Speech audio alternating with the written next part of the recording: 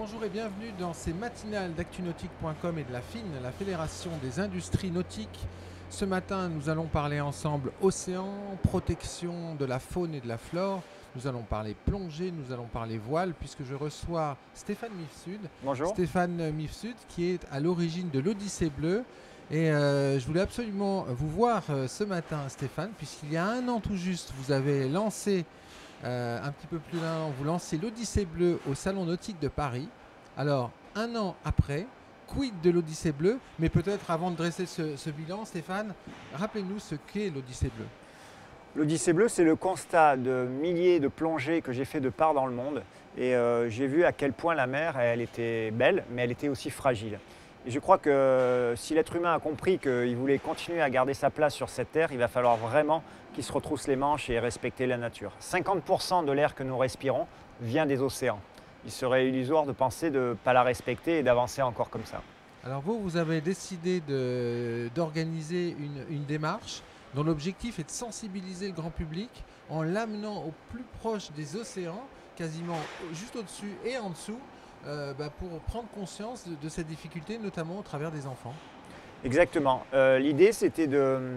Ça fait une quinzaine d'années que je fais plonger énormément de personnes et je continue en Méditerranée et ailleurs dans le monde. Mais l'idée, c'était d'essayer de ratisser plus large, si je puis dire.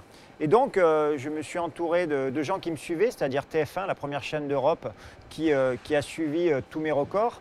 Et aujourd'hui, TF1 a décidé de suivre l'Odyssée Bleue. Ça veut dire qu'on a une vision qui est encore plus globale. L'idée, c'est d'avoir un bateau, des bateaux, qui sont maintenant le trait d'union entre la mer et la terre, avec des systèmes de communication, de vidéos, de relais. Ça nous permet d'être connectés. Alors qu'est-ce qui se passe quand vous plongez, par exemple? Vous allez décider de suivre des baleines.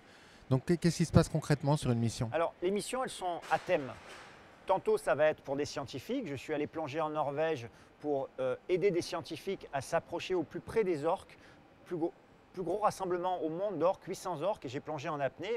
Mes capacités d'apnéiste servent dans ce cas. On a ramené des images incroyables qui ont fait près de 12 millions de vues entre la télé et les sites. Et ensuite, ça peut aller aussi de nettoyer des choses. On a nettoyé le port de Hyères en apnée, plus de 5 tonnes de déchets. Et là, j'ai fait venir des scolaires in situ et ils ont aidé avec des bouts à sortir des pneus énormes. On leur a expliqué que ces objets, ils auraient mis des centaines d'années pour se désagréger si on ne les sortait pas. On leur expliquait aussi et leur montrer comment on pouvait les recycler, comment les revaloriser.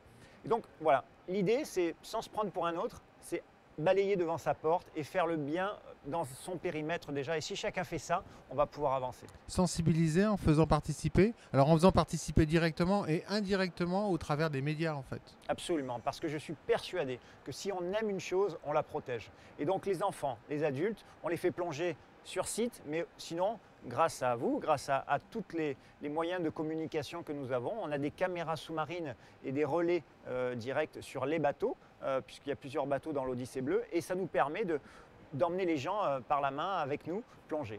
Alors, quel bilan au bout d'un an, combien de missions et quel type de mission avez-vous réalisé, Stéphane Mifsud? Alors, un an, on a signé ici au Salon Nautique. J'étais le parrain l'année dernière de ce Salon Nautique et un an après, c'est parti sur les chapeaux de roue. Donc, c'est déjà des unités, c'est 2 bateaux, un voilier, un bateau à moteur. Et ensuite, des missions qui sont Norvège, les orques. On a fait les baleines en Méditerranée, des missions avec des requins. Observer, le requin, c'est aussi je dirais, un curseur qui nous permet de voir l'état de santé de la Méditerranée. Donc on les a observés et on n'en a pas vu beaucoup. On a fait des nettoyages, on a fait des sensibilisations, on a fait plonger des handicapés en apnée. Donc vous voyez, l'éventail de l'Odyssée Bleue est très large. Tout simplement, aimez la mer, venez en profiter, partagez et protégez-la puisque vous l'aimerez, c'est sûr. Alors, à l'origine de l'Odyssée Bleue, une rencontre avec un constructeur de moteurs hors-bord, Suzuki, une rencontre humaine avec Christophe Vassas. Exactement, ça date, hein, c'est quasiment 10 ans en arrière. Alors on peut dire moteur et écologie. Voilà. Et donc Christophe Vassas, parce qu'il a un disque dur qui tourne très vite, il a vu ce que je faisais et il m'a insufflé, si je puis dire, une direction. Il m'a dit, il faut que tu avances. Et c'est des gens qui sont très structurés. Alors, derrière une marque, il y a aussi des gens. Et des gens avec un grand cœur, avec des idées. Et j'ai appris aussi à grandir à leur côté. Oui. Donc c'est humain. tout est basé sur l'humain. Je crois que la première chose, le premier moteur pour faire avancer les choses, c'est la rencontre entre les gens, c'est des volontés, c'est une volonté de faire du bien. Et chez mes partenaires, je suis très fier de les représenter parce que avant tout d'avoir du matériel, c'est surtout avoir des gens derrière qui ont une envie et qui des fois ne peuvent pas plonger, mais qui vous aident à accomplir vos missions. Alors 2017, comment s'annonce cette année 2017 qui commence, Stéphane Mifsud? Alors 2017 déjà, on a une flottille qui est bien en place, bien éprouvée. Gros semi-rigide, gros moteur derrière. Alors pour vous donner une chose, pour expliquer aux gens en 2 mots, ce que c'est un moteur hors bord de nos jours. 300 chevaux, très puissant. Ça me permet d'emmener 20 personnes en mer. Il consomme autant d'essence qu'un 50 chevaux d'il y a 30 ans. Ah, quand même. Ouais. Et sur ce 50 chevaux, on pouvait emmener 4 personnes. Là, on en emmène 20. C'est-à-dire qu'effectivement, c'est un moteur avec de les énergies fossiles. Mais on est en train de tendre vers du mieux.